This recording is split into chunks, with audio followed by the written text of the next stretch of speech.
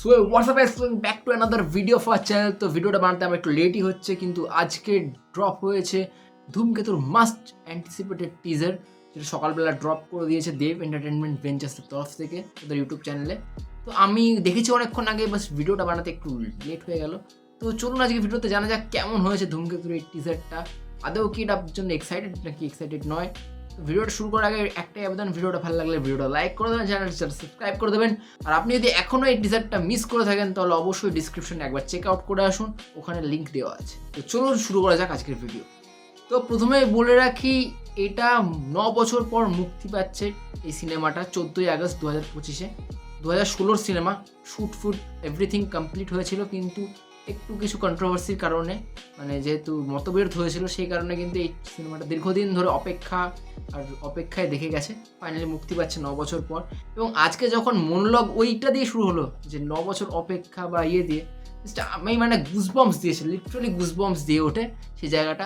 পাশাপাশি আমি যদি কথা বলি, এখানে দেবকে যেরকম লাগছে, বস কি করেছে, মানে আপনি যদি টিজারটা দেখেন ভালো করে, আপনার মনেই হবে না এটা কিন্তু 2016 কোনো সিনেমা, আপনার মনে হবে রিসেন্ট টাইমসে বানানো একটা সিনেমা, লুক অ্যান্ড ফিল ওয়াইজ।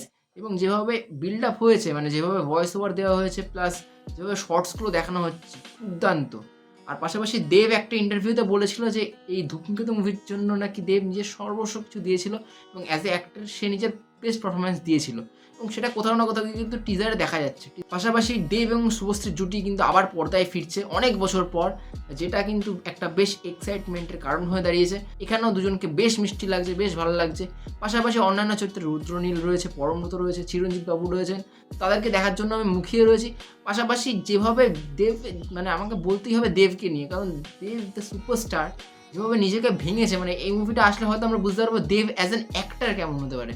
এমনিতেও দেবদা অনেক ক্লাসিক মুভি দিয়েছে আমাদেরকে, অনেক নস্টালজিয়া, কিন্তু এইটা আমাদের টাইম ট্রাভেল করতে পারি, মানে যে টাইমটা দেব শুভশ্রী হিটের পর হিট দিত, মানে চেঞ্জ রোমিও, আরও কত কিছু এরকম যে হিট মুভি দিত, ঠিক সেই রকমই আমরা সেই পুরনো দিনে ফিরতে পারি 14ই আগস্ট।